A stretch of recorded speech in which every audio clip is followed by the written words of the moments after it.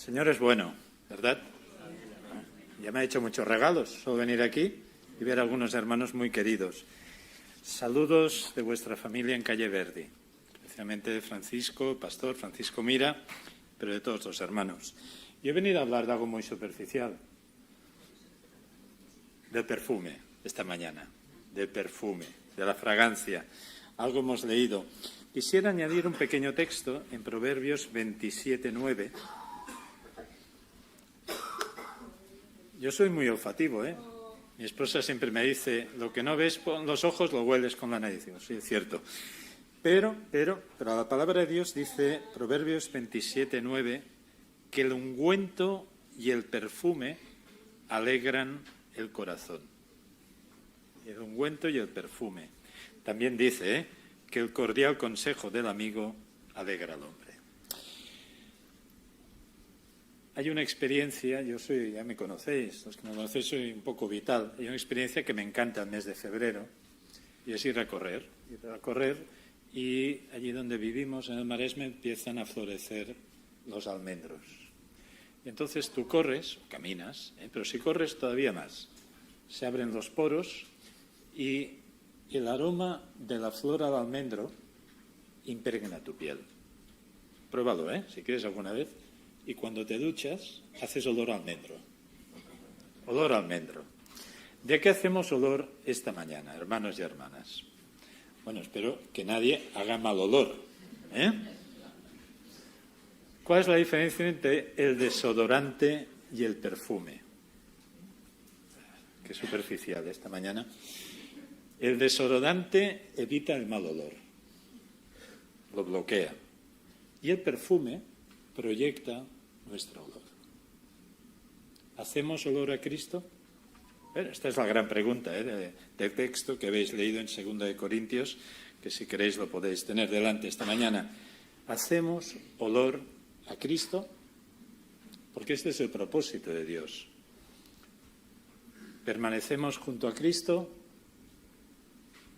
nos impregnamos de Él y vamos por este mundo, ahora lo veremos, haciendo olor a Cristo, o no, o hacemos otros olores. El perfume y el disfrute del perfume es una bendición, como dice la palabra de Dios. El perfume está ideado, y esto lo saben muy bien los comerciantes y los que venden perfumes, para crear una sensación muy agradable. De tal forma que hay personas que su perfume les da más confianza, y afirma su personalidad. Tenemos, y Dios nos ha creado, no solo con la vista o con el gusto, sino que nos ha creado con un cerebro olfativo. De tal forma que algunos recordamos aromas de cuando éramos pequeños. No sé si habéis tenido esa sensación de estar casado, volver a casa, es decir, hace olor a casa, a mi familia, a los guisos, a lo que fuera. A veces olemos o recordamos la persona con quien habíamos estado hace muchísimos años solo por el perfume. Cuanto más concentración tiene el perfume, más intensidad deja en nuestro cerebro. Pero hoy vamos a hablar de ese perfume especial, Cristo. Cuán impregnados cada uno de nosotros, tú y yo, estamos de Cristo. 2 Corintios, que es la epístola que esta mañana estamos leyendo o considerando un poquito, tenía una finalidad, y la finalidad es que el apóstol Pablo defendiera su ministerio apostólico, porque habían algunos hermanos en Corinto que dudaban si Pablo tenía suficiente autoridad como apóstol. ¿Por qué lo dudaban? Pues porque parece ser que el hombre físicamente no era muy altivo o atractivo. Además, parece ser que tenía una enfermedad, no sabemos cuál es. Y claro, ayer y hoy, el superapóstol es aquel que se parece un poco a Superman. No carece de nada.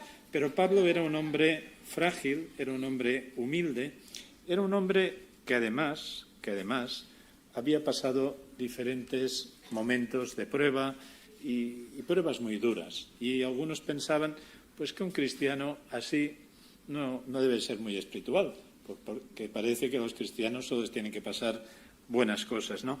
Y el apóstol abre su corazón en esta epístola, probablemente la más personal de todas las epístolas, y les hablará de una experiencia tremenda, una experiencia espiritual que él vivió, dice, hace 14 años, ya no sé si en el cuerpo o fuera del cuerpo, donde fui arrebatado al paraíso, al mismo paraíso. Pero también les hablará, claro, y esto les debía sorprender, pues vaya experiencia espiritual, ¿no? ¿Quién no la quisiera? Estar en el paraíso y oír y ver cosas que casi no se pueden poner en palabras. Pero también les hablará de su aguijón en la carne. Hombre, esto ya es un poco más difícil de entender, ¿no? Si el Señor todo lo puede, si Dios es omnipotente, si Él abrió las aguas del Mar Rojo y del Jordán y las murallas de Jericó, etcétera, etcétera, etcétera, resulta que Pablo tiene una enfermedad por la cual 3 veces ha estado orando al Señor y la única respuesta que ha obtenido es: bástate mi gracia. De unido, ¿no? No está mal, ¿no? Bástate mi gracia. Mi poder se perfecciona en tu debilidad. Pablo también les compartirá en 2 Corintios que la persecución y el sufrimiento son una realidad en su vida, como la enfermedad, las desgracias que quizás estamos viviendo como país, ¿no? Pero también la consolación, el gozo y la fortaleza forman parte de esta misma realidad.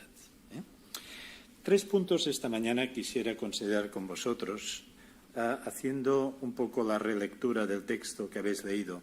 La primera es que Dios nos lleva. El adverbio que viene a continuación es: Dios nos lleva siempre en victoria en Cristo Jesús. No es que Dios nos lleve a veces en victoria, sino que Dios nos lleva siempre en victoria en Cristo Jesús. En momentos como estos, que es fácil, al menos yo me he conmovido ver la bendición de vuestro pastor sobre los niños, momentos de fiesta, de estar juntos, de gozarnos, de cantar la fidelidad de Dios. No, Dios nos lleva siempre. Cuando tengas que pasar por una enfermedad, Dios te está llevando en victoria. O cuando tengamos momentos difíciles de relaciones familiares, personales, Dios nos lleva siempre en triunfo en Cristo Jesús. La tremenda paradoja, si me permitís, de este pasaje, es que cuando Pablo está hablando de este triunfo, por el cual se siente y se sabe, él lo está pasando mal. Porque el triunfo no es en nuestras posibilidades ni es en nuestras circunstancias, sino que el triunfo es en Cristo Jesús. El énfasis de la frase es el concepto Dios. En el original griego es muy enfático y se pone en primer lugar cuando se compone la frase. Pablo es alguien que está experimentando, como tú y yo, bueno, algunos no, pero algunos sí ya, el desgaste exterior. Algunos estáis subiendo todavía a la montaña, otros estáis ahí en la montaña y otros la hemos empezado a bajar poco a poco, poco a poco. Pero él dice, aunque haya un desgaste en el hombre exterior, la renovación del hombre interior es constante. No sé cuántos años, cuántos meses, o si conoces a Cristo. Probablemente cuando conocimos al Señor Jesucristo pensamos que sabíamos mucho, muchísimo de Él. Pero lo cierto es que nos hemos ido renovando y nuestra visión de Cristo cada vez es más nítida. Y casi la sensación es que lo podemos tocar. Estamos más cerca. Esto es lo que significa la renovación. Pablo ha aprendido que la vida es un peregrinaje, que el final y el objetivo de nuestra vida no es hacernos un buen chalet en este mundo y tener de todo, sino que perseguimos una ciudad que no está hecha con manos humanas, no está hecha por ningún arquitecto humano, sino que una ciudad que se está preparando para ti y para mí. Y él se siente peregrino y que va avanzando y fija su mirada no en las cosas que se ven, sino en aquellas que no se ven. Es algo que todos sabemos, pero que también todos nos tenemos que recordar, ¿eh? El dicho muy popular, aquel hombre que era tan pobre, que solo tenía dinero, pero nos lo tenemos que recordar, porque nos deslumbramos muchas veces por la belleza de este mundo. Mi esposa y yo estábamos paseando hace unos meses por una calle muy bonita de Sitges, y habían unos chalets bonitos, el mes de mayo, todo lleno de flores, y yo decía a mi esposa, cuesta creer, ¿no?, que la Biblia dice que el Señor tiene una mansión allí en el cielo. Bueno, pero creemos y andamos por fe, fijamos nuestra mirada en las cosas que no se ven, no nos dejamos deslumbrar por nuestros sentidos. Y la otra gran lección del apóstol Pablo en 2 de Corintios, ser capaces de convertir cada una de nuestras tribulaciones en victorias espirituales. Probablemente pedimos, anhelamos la bendición de Dios. Está bien, es justo, es lo que la palabra de Dios enseña. Pero los momentos difíciles, Dios está muy cerca. Y muchas veces la madurez cristiana, la olor a Cristo, tiene que hacer capaz que de los momentos difíciles podamos ver que sigue habiendo triunfo en Cristo. De hecho, esta es la clave para vivir en satisfacción en la vida. A mí personalmente me gusta más el concepto de satisfacción que el de felicidad, porque el de felicidad, si me permitís, es bastante superficial a veces. Pero la vida satisfactoria es una vida que está fundamentada en la gratitud. Desde que nos levantamos hasta que nos acostamos, desde que nos nacemos hasta el final. En cambio, cuando no somos capaces de convertir los momentos difíciles en victorias espirituales, vivimos anclados o bloqueados en la tristeza. O peor todavía, en la amargura o en el resentimiento. No he venido a hablar de psicología, pero es inevitable, está impregnado. Y les digo a mis pacientes siempre que no se queden a vivir en el sótano. Porque el sótano, que todos lo tenemos, es un lugar oscuro, maloliente y desordenado. Y hay que saber cerrarlo. Y hay que saber, limpiarlo, ordenarlo y cerrarlo. Y vivir en otras partes de la vivienda. Nosotros solemos asociar el triunfo al éxito, y muchas veces hablamos de nuestras pequeñas o grandes victorias, Me llamo fulanito de tal, me dedico a tal, esta es mi mujer preciosa, mi hijo precioso, la familia feliz, etcétera, etcétera, etcétera. Y claro, pensamos, esto es un poco el éxito, Y a veces explico una anécdota que me pasó hace años, que es real. Era antes de la crisis del 2007 y yo iba paseando mi perrito por las calles de mi pueblo y me encontré otro señor con otro perrito. Y es inevitable que te pongas a hablar. Y el hombre me dijo, ¿y a qué se dedica? Soy psicólogo. Ah, psicólogo. Yo soy médico. Ah, es médico, muy bien. Y su faena es muy estresante. Digo, sí, bastante. Uy, sí. ¿Tiene usted un jardín donde poder relajarse? No, tengo unas macetas, las riego. ¿Necesitaría tener usted un jardín? Si yo me pongo allí en el jardín, todo verde. Vivimos en un pueblo de mar, así que el hombre me dice, ¿tiene usted un barquito? Digo, pues no, señor, no. Digo, voy a la playa, me gustaría saber cómo funciona el kayak, pero todavía lo tengo en proyecto, lo tenemos en proyecto todavía. Yo tengo un barquito, oiga, salgo a navegar cada sábado. Oiga, súper relajante. Dice, cuando estoy volviendo, llamo por el móvil. Una paella de marisco, por favor. Bueno, y el hombre me iba hablando. ¿Sabéis qué pasó? Que fui incapaz de hablarle del cielo. Porque aquel señor ya lo tenía en este mundo. Tenía el triunfo. No sé cómo Digo que era antes de la crisis, no sé cómo le fue, pobre hombre. Pero nos gusta pensar que triunfamos en esta vida cuando tenemos todo aquello que creemos que es necesario. Y muchas veces nuestra vida de oración, jóvenes también, se parece a la lista del supermercado. Dame, dame, dame.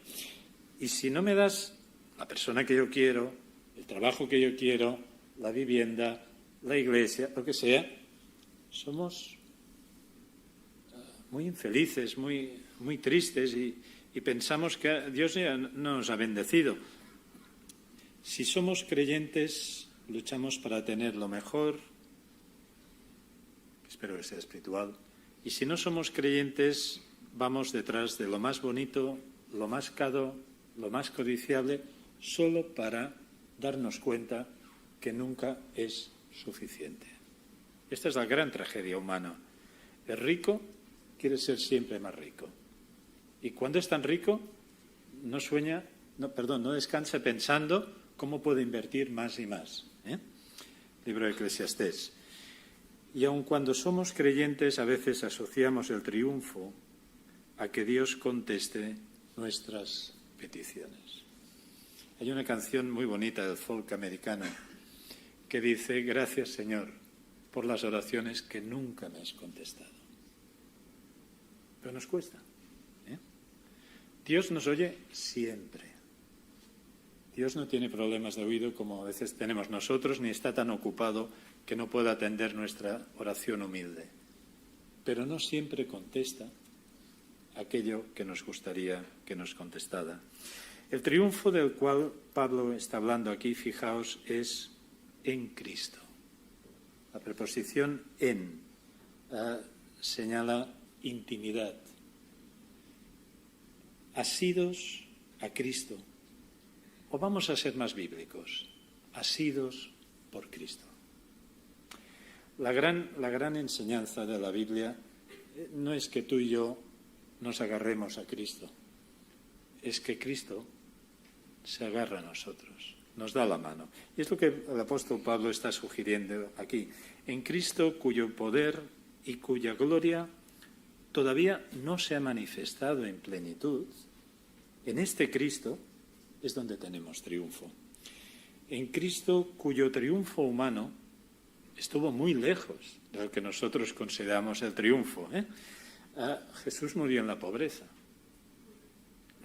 más absoluta, es decir, su único vestido fue repartido. Jesús, humanamente, fue abandonado no por las grandes multitudes, incluso por sus amigos más íntimos, por los discípulos. Legalmente fue tratado como un proscrito, por eso murió a las puertas de Jerusalén y crucificado como un malhechor. Y Pablo está diciendo, nuestra vida está escondida en Cristo. Fijaos cuán lejos estamos del triunfo humano, ¿no? Del mover multitudes, del llenar estadios, del recibir muchos votos o lo que sea, ¿no? Nuestra vida, tu vida y mi vida, Colosenses 3:3, está escondida en Cristo. Y no será hasta que Él se manifieste que participaremos de su gloria. Por lo tanto, si me permites, esta mañana tenemos una doble visión. Lo que vemos hoy, tal como nos va la vida, y lo que nos espera en Cristo. Esta es la doble visión. ¿Cuál es la estrategia diabólica desde el principio, desde Génesis? Decirnos lo que nos falta. Pero estamos completos en Cristo.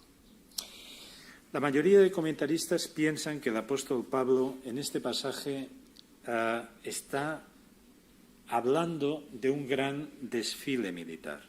Un gran desfile militar que ocurría cada vez que un general romano ganaba sus victorias sobre los enemigos, los bárbaros, los cartagineses, y entonces hacía un desfile en Roma. Era el espectáculo más glorioso que un ser humano podía imaginar. Ahora, pues quizás hacemos turismo y decimos, bueno, pues ver unos edificios, algo geográfico, pero en aquellos momentos participar visualmente, no solo visualmente, olfativamente, auditivamente de un desfile militar era la experiencia humana más grande que había. Eran desfiles que eran acompañados con banderas, con estandartes. Las trompetas y las bocinas eran ensordecedoras en esas callejuelas de Roma. Y además del ruido de las armas, de los caballos, de los carros, había todo un ejército de sacerdotes. ¿Y qué hacían estos sacerdotes? Pues quemar incienso. De tal forma que se hacía una nube de incienso tan grande que todo el ambiente quedaba impregnado de ese olor de incienso. Era un olor de vida para algunos y un olor de muerte para otros. Como veremos, el olor de vida era para el general victorioso y los ciudadanos romanos y los soldados y las legiones, pero en el desfile también iban maniatados y cautivos todos aquellos que habían sido vencidos y eran exhibidos delante del pueblo de Roma. Por lo tanto, en esta procesión eran, fijaos, estimulados todos los sentidos humanos. La vista, con las armas, con los carros, el oído con las trompetas, con las bocinas y el olfato con el perfume al incienso. El desfile tenía un objetivo, como tienen todos los desfiles, se hacen todavía en algunas naciones. El desfile quería propagar el mensaje de la fama, la popularidad de aquel triunfante general. Y el apóstol Pablo, por una parte, ve a Cristo y ve el desfile. Y se ve a él y nos ve a nosotros, la Iglesia, en ese desfile donde nuestro gran enemigo ha sido vencido y derrotado. Esto lo expresa muy bien en Colosenses 2:15. Dice que se exhibe el triunfo de Cristo ante los principados y las potestades de este mundo. Colosenses 2:15. Esto es lo que nos espera. Hay victoria, hay triunfo, hay desfile, hay incienso de Cristo, pero, el texto de Colosenses dice, despojando a los principados y a las potestades, los exhibió públicamente, triunfando sobre ellos en la cruz. Esto es lo que nos espera. Mientras tanto, si me permitís la paradoja, es que Pablo también se ve en este desfile. Pero ¿cómo se ve? Como esclavo de Cristo. Es decir, él ve a Cristo que reina, ve a Cristo que triunfa y él siervo y esclavo de Cristo. ¿Por qué? Porque ha conquistado nuestro corazón. Probablemente de las cosas más difíciles, más milagrosas en este mundo. Parece que muchas veces solo la sanidad, los prodigios, los señales hablan del poder de Dios y realmente hablan del poder de Dios. Pero el milagro más grande que ocurre cada día en este mundo es que tú y yo un día nacimos de nuevo. Este es el gran milagro. En segundo lugar, esta mañana, grato olor de Cristo. Por medio de nosotros, de ti y de mí, Cristo da a conocer su mensaje, esparciéndolo por todas partes como una exquisita fragancia. Decía el gran evangelista Charles Spurgeon, sea cual sea mi porción, mi condición o mi ocupación, tengo un testimonio que dar para que todos aquellos que no han leído la palabra la puedan leer en mí. No hace falta ser pastor, predicador, anciano, líder. En el lugar donde Dios te ha puesto, nos ha puesto, como dice Spurgeon, sea cual sea nuestra ocupación, Dios nos ha puesto para que, qué bien lo dice, para los que nunca han leído la palabra, la puedan leer en ti y en mí.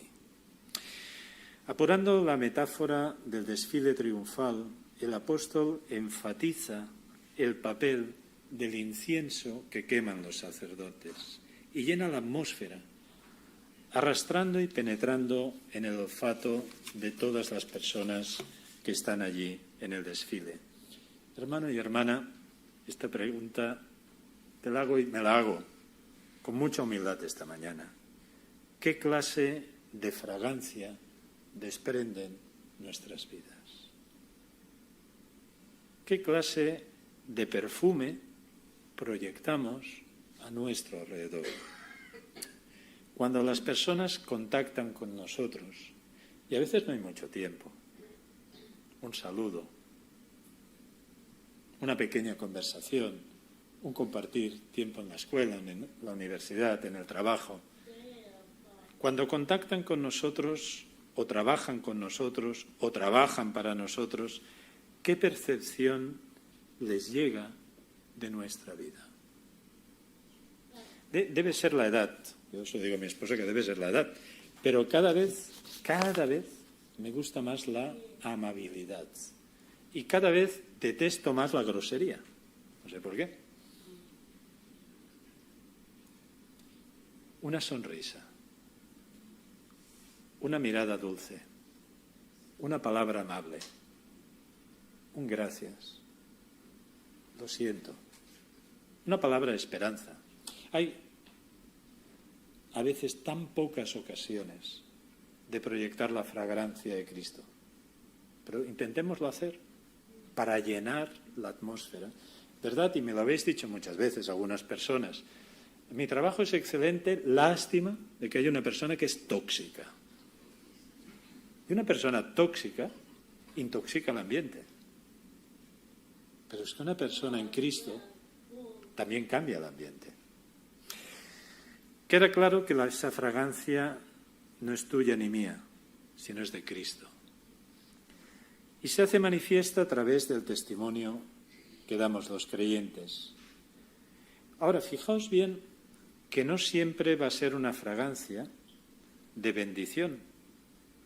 No siempre esa fragancia va a ser cuando las cosas nos van bien. Cuando todo va bien, ¿verdad que algunos dicen, cuando todo va bien es fácil ser creyente, ¿no? Dios me da todo, ¿eh? Bueno, ahí está el libro de Job, ¿no? O el libro de Ruth. Y cuando Dios me lo quita todo, ¿cuál es mi fragancia? A través del sufrimiento, esa fragancia puede mostrarse. Esto es lo que está diciendo Pablo en 2 de Corintios. Encarcelado, azotado, 3 veces a punto de naufragio, desengañado, decepcionado, triunfante en Cristo. Por todas partes, hermanos, que Dios nos libre de ir al hospital, pero más probable es que acabaremos yendo todos, ¿eh? Que Dios nos libre pues de estar en un hogar de ancianos, pero a lo mejor iremos a un hogar de ancianos. Pasaremos momentos duros, de duelo, de pérdida, ¿eh? De viudez, de enfermedad, de muerte, de separación. Fragancia de Cristo. Fragancia de Cristo. Somos humanos y nuestras emociones no solo es bueno expresarlas, sino gestionarlas bien, ¿eh? Porque emociones no gestionadas dejan traumas. Pero hay algo más en nosotros que emociones, ¿verdad? Hay convicciones profundas. Mi Dios es real. Y mi Dios es real incluso cuando las circunstancias son difíciles en esta vida. Por todas partes, en todo lugar, cualquiera sean nuestras circunstancias, allí donde vivimos, trabajamos o incluso donde hayamos oposición o persecución, el Evangelio es expuesto. Es lo que dice el apóstol Pablo. Por todas partes el aroma de Cristo es infrenable. Tercer y último lugar esta mañana, hay diferentes resultados de una misma fragancia. Hay perfumes que nos gustan y perfumes que nos desagradan, ¿verdad? Hay fragancias que nos desagradan. Una fragancia que se esparce, dice Pablo, tanto para los que se salvan como para los que se pierden. Esto es tremendo, ¿eh? Esto es tremendo. El olor de Cristo, la fragancia de Cristo, puede ser de salvación o puede ser de juicio. Es decir, esa palabra o ese testimonio que tú y yo damos, Dios lo puede utilizar para juzgar a las personas que no reciben el Evangelio. Esto es tremendo. La fragancia del incienso que se quemaba en los grandes desfiles militares de Roma, como os decía antes, tenía un doble significado. Los romanos estaban contentísimos con esa fragancia de incienso, pero aquellos que habían sido derrotados sabían que probablemente después del desfile venía la muerte o la esclavitud perpetua. Habían sido despojados de toda su dignidad como seres humanos y les esperaba la muerte. ¿Existe olor a muerte? Sí, existe olor a muerte. El olor sirve, de hecho, para evidenciar el estado de las cosas. Existe un olor fresco, que es evidencia de que alguien está vivo y radiante. Es el olor de vida, es la fragancia de vida. Pero existe el olor nauseabundo. Es un olor que muchas veces los animales y especialmente los insectos detectan antes que los seres humanos. Tristemente, en Valencia en estos momentos se utilizan perros para detectar cadáveres. No sé si leísteis hace algún tiempo en el Hospital Clínic de Barcelona se hizo un experimento con un perro llamado Glob. Y este perro tenía el olfato para oler un cáncer de pulmón. Es decir, el cáncer de pulmón, células en descomposición, salían a través del tubo digestivo y del aliento del paciente y el perro podía detectar entre un paciente y otro. Es decir, no solo hay olor a vida, ese olor que olemos en un bebé, por ejemplo, el olor a vida, una persona sana, sino hay olor a muerte. Cuando una persona está a punto de fallecer, hay un olor a muerte. ¿Por qué? Porque sus órganos se descomponen y salen a través de su aliento. En términos espirituales, lo que está diciendo el apóstol Pablo es que hay un olor a vida y un olor a muerte. Y solo se puede discernir espiritualmente. Porque la persona puede decir, yo estoy muy vivo y estoy muy sano y estoy muy bien, pero la palabra de Dios dice que si no tienes a Cristo, no tienes la vida. Primera de Juan, capítulo 5. Si no tienes a Cristo, puedes tener muchas cosas, pero no tienes la vida espiritualmente. Y al mismo tiempo el texto nos sugiere que en esta vida podemos carecer de muchas cosas. Nos falta salud, nos falta trabajo, a lo mejor nos falta pareja, nos faltan muchas cosas. Pero si tienes a Cristo, lo tienes todo. Esta es la gran diferencia. Y solo espiritualmente se puede discernir el olor a vida y el olor a muerte. Y cuando nosotros esparcimos la fragancia de Cristo, esparcimos el Evangelio, cada uno con nuestras posibilidades, con nuestras circunstancias, proyectamos este olor. Y el apóstol Pablo, que conoce la mente humana y que sabía que dentro de 21 siglos le continuaríamos dando vueltas a todo esto, dice, ¿y quién es suficiente para esto? ¿Quién está capacitado para esto? No solo quién puede comprenderlo, lo cual es todo un misterio. Cómo tú y yo un día percibimos el olor a vida y lo dejamos entrar en nuestro corazón, todo un misterio. ¿Por qué Dios me ha amado desde antes de la fundación del mundo? Un misterio. No vayamos más allá. Pero no solo esto, sino que lo que el apóstol Pablo está sugiriendo es que cuando tú y yo olemos a Cristo, es decir, llevamos una vida de integridad, comunicamos con nuestras bocas el mensaje del Evangelio con nuestras vidas, hay una repercusión eterna. Esto es tremendo. ¿Quién es suficiente? Señor, ¿me has hecho embajador de tu reino? ¿Parte de tu fragancia? ¿Quién es suficiente? Acabamos con una historia bien conocida en el Evangelio de Marcos y también en otros evangelios. Pero en Marcos capítulo 14 versículo 3, se nos dice que Jesús estaba sentado en la mesa.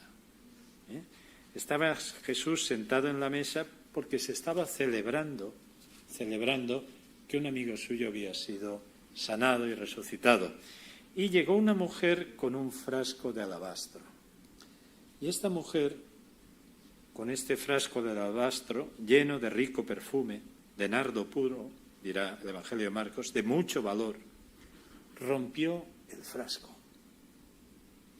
Nosotros normalmente cuando tenemos un perfume que es muy caro, ¿qué hacemos? Nos ponemos unas gotitas, ¿no? Para que dure, lo máximo posible.